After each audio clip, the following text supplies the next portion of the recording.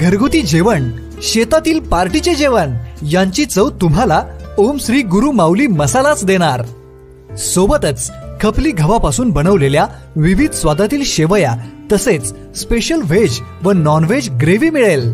Proprietor Khatal बंधू यांचे ओम श्री गुरु माऊली, पत्ता घर क्रमांक 3419 2, ओम श्री गुरु माऊली निवास, अहिल्यादेवी नगर, साळशिंगे रोड, विटा।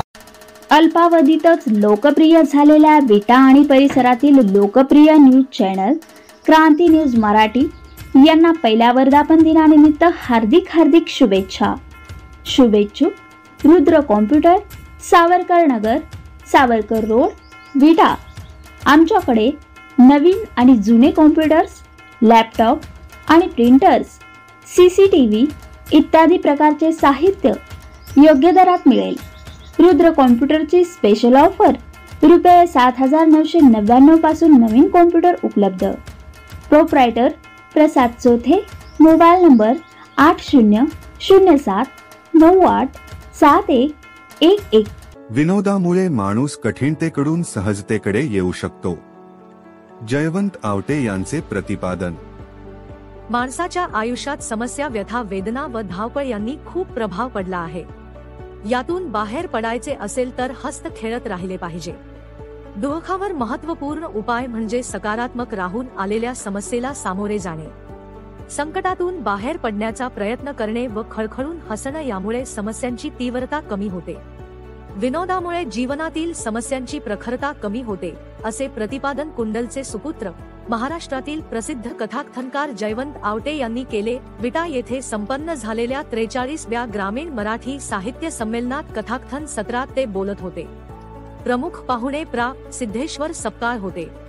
महाराष्ट्रातील ज्येष्ठ कथाकथनकार प्रा. विश्वनाथ गायकवाड म्हणाले, विनोद माणसाचे जगणे सुंदर करतो। विनोद माणसाला खळखळून हसायला शिकवतो, माणसाचे जगणे सुंदर करतो, त्याच्या व्यथा वेदना नाहीशा करतो, माणसाची चित्तवृत्ती प्रसन्न करतो। माणसाचे जोडणे आणि अखंडित ठेवण्याचे काम विनोदामुळे सहज होते। विनोद हा स्थिती आणि गती यांचे द्योतक असतो। काही लोकांचे व्यक्तिमत्व विनोदी असते, पण विनोद भावनिक अगत्य निर्माण करतो। मनाच्या सुधारणेसाठी विनोदाची फार गरज असते। खुदकन हसवणारा, मनाची कळी उमलवणारा विनोद हवा, पण विनोदाने आपली पातळी सोडू नये। पातळी सोडली तर त्यात हिडीसपणा येतो, तो बाधक असतो। माणूस हसला की त्याच्या मनावरचे सगळे दुःख व वेदना दूर होतात। नेहमी विनोदी कथाकथन माणसाला आवडते। माणूस हा मूळच्याच गोष्टी बेल्हाळ आहे, त्यामुळे कथाकथन हा साहित्याचा पहिला आणि माणसाला आवडणारा साहित्य प्रकार आहे।